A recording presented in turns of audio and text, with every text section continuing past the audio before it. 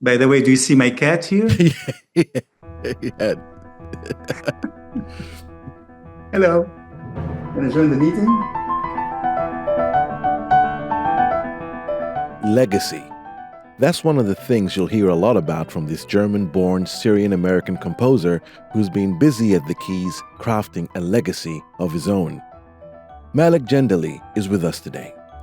He's been classically trained in the Western canon, but he's been intentional about weaving his Syrian roots into his finished products, from piano, simple quartets, to 80-piece orchestras. When he's not composing genre-bending music, he's running his non-profit Pianos for Peace, a global peace movement that transforms pianos into vibrant works of public art and donates them to schools, hospitals, and refugee centers. And on the question of where all of this fits in the music world or beyond, he answers, let's check back in 100 years. Welcome to Tarab, a new podcast from the National in Abu Dhabi that explores the Middle East dynamic and evolving music scene. I'm your host, Saeed Saeed, in this episode in conversation with Malek Jandali.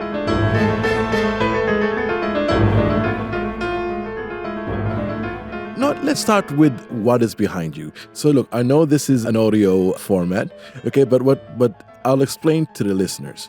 What I see behind you is a wonderful keyboard that almost has a kaleidoscope of imagery I see animals, I see a peace sign, I see hearts, I see snakes. So this is on the cover, on the face of the piano. Can you please tell us a little bit about that and what does it mean? Sure. Basically, I'm a composer and a musician on a mission, and I'm also the founder and CEO of Pianos for Peace. And Pianos for Peace is a nonprofit organization aiming to build peace through music and education.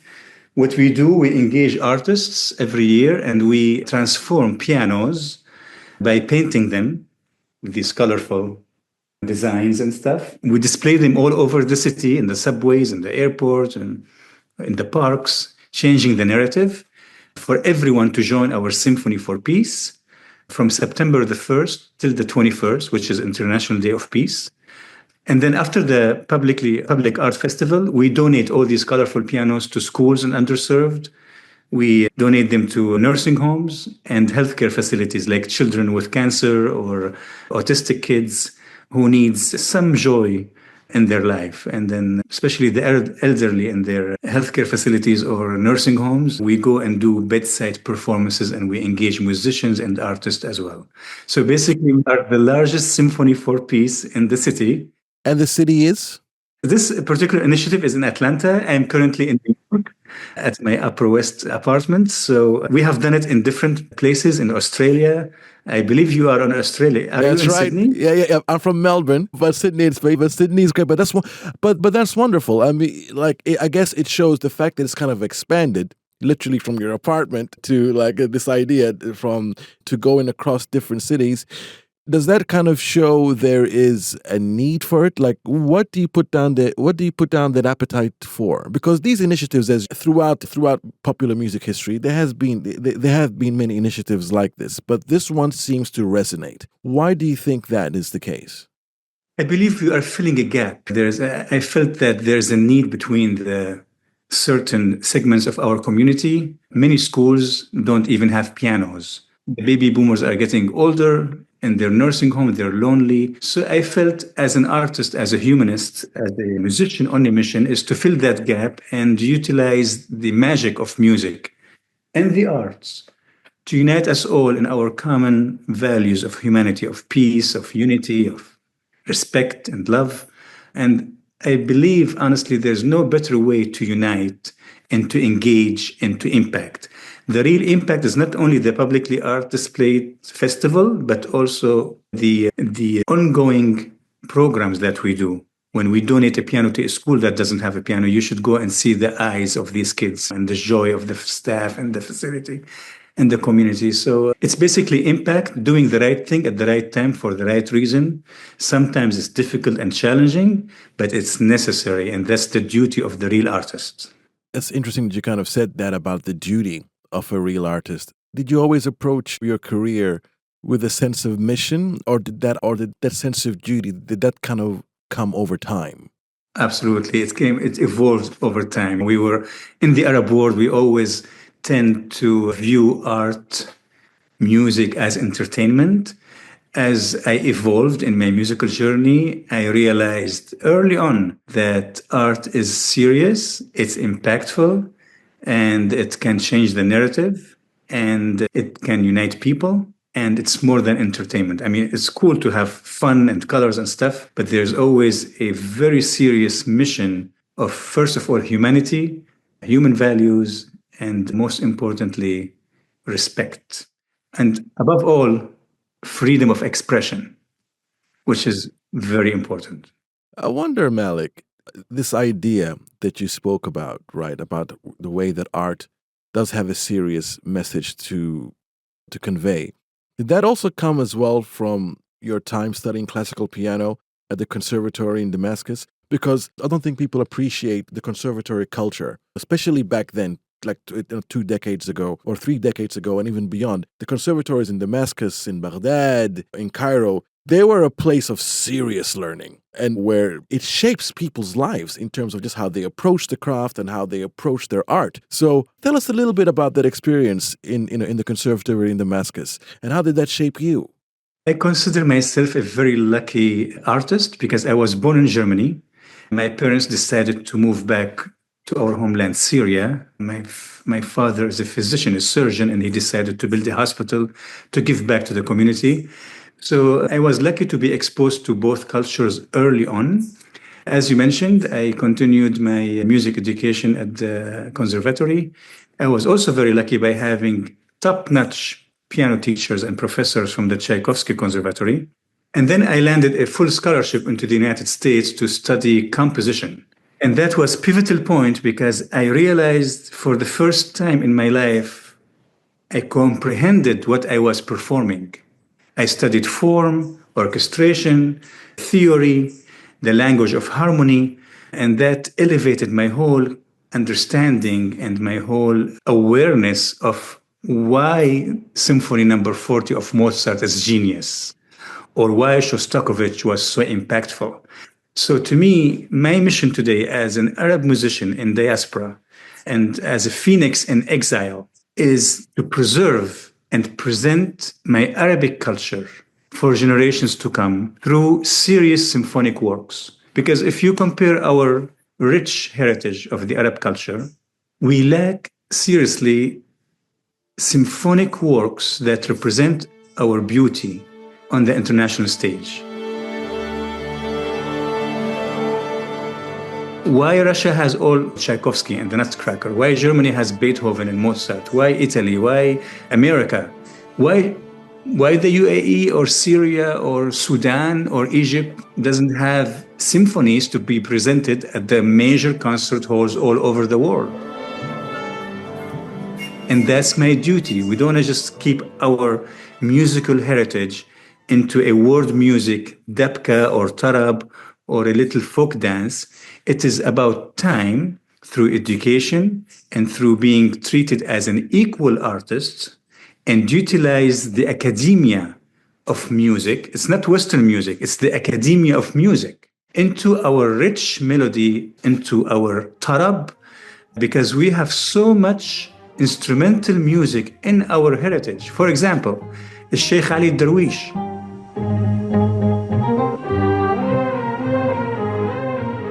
He archived all these amazing Arab melodies from Palestine to Sudan to Egypt to Syria. He was fluent in multi-languages, Latin, Arabic, Turkish, and the key component of his genius is to document it in writing.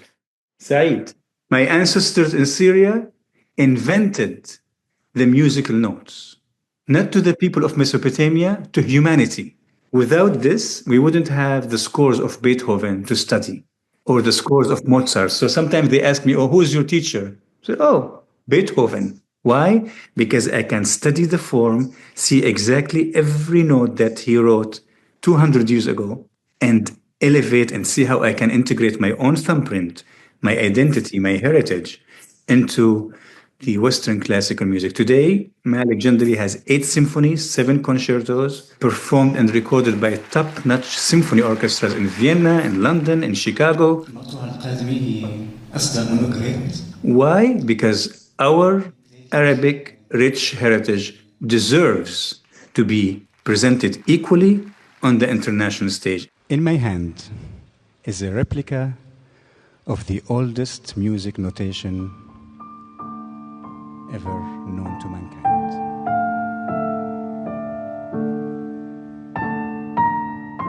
This is contributing to the Western music, to the classical music, to the modernity of today, because our vocabulary is unique. Our ancestors not only invented the alphabet, but the musical notes. And the audience, humanity, needs that fresh vocabulary into the Western music repertoire. It's interesting because there is generally an ongoing global conversation about classical music in terms of how composers can innovate while at the same time honoring tradition. Where do you see your work within that? Because as you're saying in your previous response, that you want to add your own thumbprint, your own imprint, which is like your own sense of innovation. Is it tough to add something new, bring new colors, breathe new life into a musical genre that is defined and richly so, deservedly so, by tradition? Great question, Saeed. It is extremely challenging to be treated as an equal artist in today's modernity and the journey of global art, especially in classical music. Where are the symphonies of the Arab world? Why do we always repeat Mozart's Symphony Number 40? Pararam, pararam, pararam, pam, pararam, pam. Fairuz took it, everybody. Where's our own authentic symphony from Sheikh Ali Darwish or from little beautiful authentic folk dances in the Gulf or in Sudan, the Noba, or in Syria or Palestine or Iraq? Or our ancestors invented the musical notation. It is about time to integrate the academia of music into our rich heritage. So my duty as a musician on a mission is to present that beauty as an equal. And guess what, Saeed? You're not going to see me on stage. It's not about the individual or the singer or the idol top star. It's going to be 85 plus humans called a symphony orchestra, the London Symphony, the Vienna Symphony, the Chicago Symphony, in all these major Western cities, presenting what? Our heritage, without our presence. So what I'm doing is flipping, مثل ما بيقولوا بالعربي نقلب السحر على الساحر. Changing the narrative by letting the West celebrate our heritage in their own concert hall with their own musicians, recorded with their own orchestras. Enough inviting all these major orchestras to Dubai or Qatar, or now we have a huge entertainment and artistic movement in Saudi Arabia. Okay, how many times do we need to listen to Mozart's Symphony Number 40? How many recordings do we need? Where is Saeed's symphonies? Where is the Gulf of Arabia symphonies? Where is the symphonies of Syria? It is about time to present our rich heritage and diverse. It's not only Arabic. All these maqams came from Persia, from the Silk Road, from India, from this and that. And it happened to be because of our geopolitics and the strategic location of our land that we embraced all these amazing musical heritage, similar to colors or trade or spices. Arabic food is not only pure Arabic, it has Indian, Persian, Chinese, but we made it our own somehow. Same thing with music. Is it tough to deliver that message within the Western classical music industry? Because I guess there's maybe the agents, maybe venues demand a certain type of performance from you. And you're a person that, as you're saying, you're an artist with a mission, which probably means, I suspect, you don't compromise on these things. So did you say, as many times as you said yes to opportunities, did you also say no to many opportunities to maintain the vision that you wanted?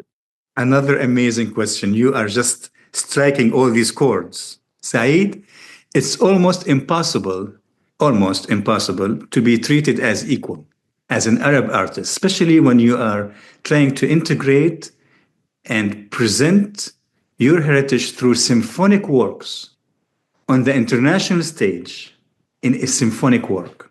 Almost impossible.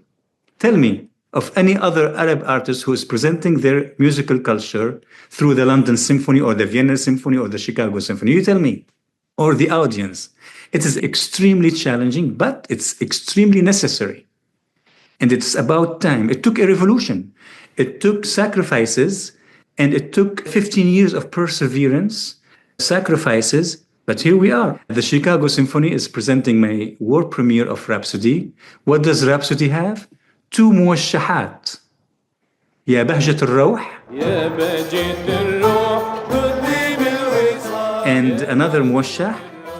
2 amazingly beautiful melodies. We always tend to hear them through, for example, Sabah Fakhri or all these amazing Arab artists. But it's always contained in that audience. It's never been presented to the audience of Paris, Chicago, New York, Vienna, because those melodies are amazing. So what I'm doing as a musician on a mission, as an Arab composer, is to integrate this beauty, these amazing melodies, as a tool to present them and preserve them into the symphonic structure and let the West celebrate our Arab heritage. Without my presence on stage, the only thing you're going to see is my name as a composer. I will be sitting on the cool thing, for example, in Chicago, I invite you in the audience to the world premiere of Rhapsody. And guess what? I'm going to sit near you and near my agent and my family. My parents are going to be there. And I'm just going to clap after the performance to the Chicago Symphony, say, good, great job, do it again. And what did they perform? Our Arabic music, without having a single Arab on stage. It's the Chicago Symphony Orchestra.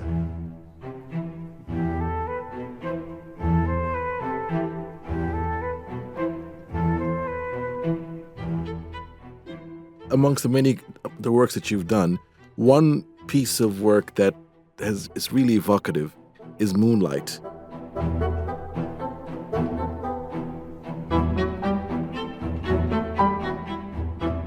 Which has been described as a modern rendition of one of the oldest surviving songs in Islamic culture, dating back to around 1,400 years ago. Can you tell us a little bit about that? So did that piece begin with a concept, or did it begin like a lot of compositions with this piece of timeless melody, and you're like, okay, what can I do with this? What can I build around it?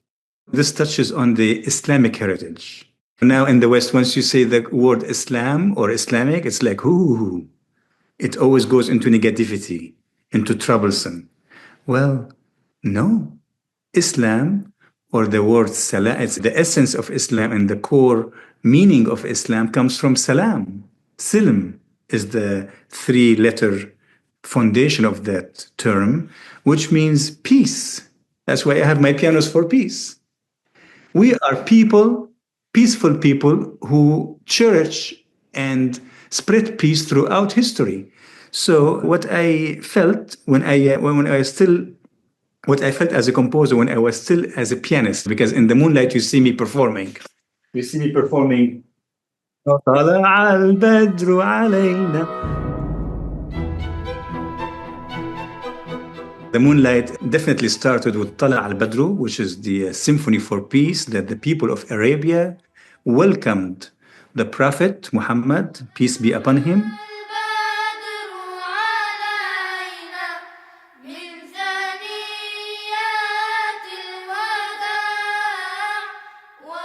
They didn't welcome him with hadith or with reciting the Quran. They gathered together in a symphony for peace and they said, طلع البدر علينا من ثنيات الوداع. They said, oh, here's the moon. The moonlight is shining on us because it's the source of light and hope and peace and humanity and unity. They united. So what are we witnessing? The first symphony for peace, where music, the magic of music, united people by welcoming the Prophet. How wonderful is that? How beautiful is it? This is Islam. So a duty of a composer and a musician on a mission is to present Islam in the story of Tala al-Badru without a single word. The music of Malek Jandali, the majority of it, has no lyrics. It's music. So what I did is Tala al-Badru with a short music video highlighting and featuring this amazing melody and telling the world that we are part of you. And we have a symphony for peace through piano, orchestra, and the amazing story of Tala al-Badru. And I just called it and titled it The Moonlight. Considering what you're doing and your approach to the craft and the message that that your career is built upon, do you feel like you have colleagues? Do you feel like you have comrades in this message? Because there's not many Arabic composers working directly collaborating with Western symphonies. So is it a lonely experience, or is this space slowly filling with a new generation of artists that you're excited about? It's the most exciting journey. I'm never lonely because let me tell you why, Saeed. And again, this is an amazing question you just asked because you're really touching on the essence of the artist. In order to avoid disappointments and loneliness and isolation in this industry, especially when you are composing symphonies to celebrating the Arab world, which is not very popular, let's just face it. Who's going to listen to a 35-minute symphony in our region? Very few people. And on the flip side, the West is almost prohibiting and saying you are not allowed to be equal. So what do? I came up with this formula. I'm composing for 100 years after my death. So you're thinking about legacy. You're thinking about music that would live on, essentially. Let me tell you, this equation, it came from my teacher, which is Mozart. Earlier in our conversation, I mimicked and sang to you Symphony number 40 that Fairuz and the school of Rahabne took. Pararam, pararam, pararam, pam, pararam, pararam, pararam, pam. صح? Okay, let me tell you something shocking. The elite people of Vienna at the time told Mr. Mozart, this is not deserved to be presented. And guess what? Mozart never heard that symphony live. Never.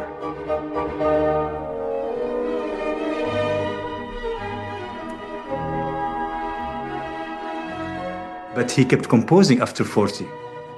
He composed 41. Imagine if you create a piece of art, but you never see it. That's the challenging factor and unique factor of music. I write nights and days and sometimes years. I just finished my opera. It took me 4 years. What do I end up with after finishing it? A huge book of black dots and disturbing what? Silence.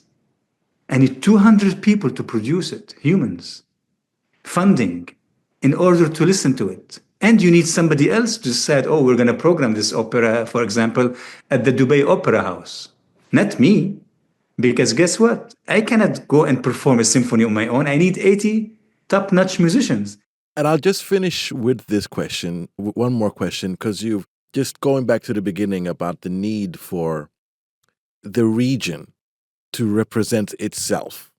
Or in a sense that it should be a case of our music, it should stand proud and it can fit within this genre. I ask this question because what you're seeing in this region, Malek, is a growth of institutions. So now, for example, not long ago here in the UAE, they announced the establishment of the UAE National Orchestra. And part of the National Orchestra's vision is to original compositions informed by the UAE's music tradition and the Arab world tradition. And the second part, which really interested me, is that as well as that, what the orchestra is trying to do is to archive as well existing bodies of folk music from the region as well. So it becomes a thing to pass on to the next generation. So when you see the UAE National Orchestra, You see the Qatar Philharmonic. You're seeing now Saudi Arabia establishing its own institutions. Is that enough? Is that a good step in terms of, or should these establishments also need to have a clear vision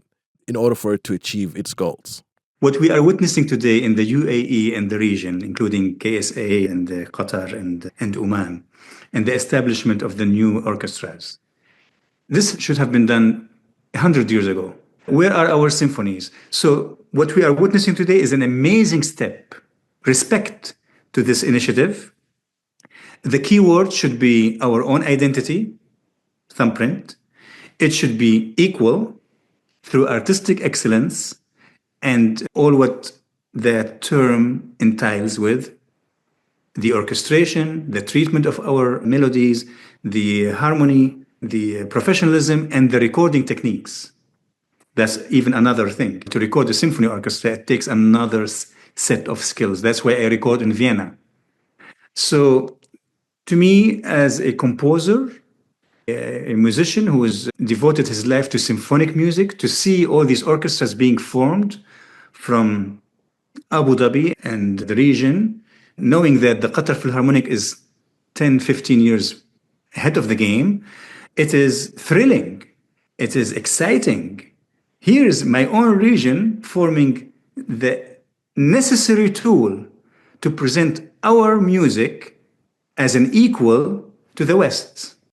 Let me tell you something, Saeed. The London Symphony, all these orchestras are almost bankrupt because their audience is aging and they hit a wall. So they are failing to engage youth, and it's almost the music of the dead. How many times do we need to hear Beethoven's symphonies? We, as Arabs, should realize that integrating our heritage, our beautiful melodies, Tala al-Badru, the little songs about Arda or the sea music of Qatar, or Bedouins' folk dance and the rhythms and the maqamat. And this is our chance to not only present and preserve our heritage, but also to contribute again. And that's why I was amazed by the Great Arab Minds initiative, also in UAE. I was privileged to do the opening ceremony with all these amazing Arab minds and talents throughout the world, from architect to chemistry to music to this. So I love what I'm witnessing. It is about time to, first of all, respect our own heritage and culture and have the necessary tools, essential tools to present it. And we don't lack anything. We have the funding, we have the brain, we have the heritage, we have the culture. And in the globalization, and in today's world with all the technology, look at us being connected. We have no excuse. We simply have no excuse to present our heritage on the international stage as equal. Malek, thank you so much for joining us on Tarab. I really appreciate your time. My pleasure. It's always better to be together in a symphony for peace. That's all for this episode of Tarab. Thanks for listening, and be sure to check in next week to hear from our next featured artist. Yasmin Al-Taji is our producer, Dua Farid is our editor, Arthur Edison is our audio engineer, and I've been your host, Saeed Saeed.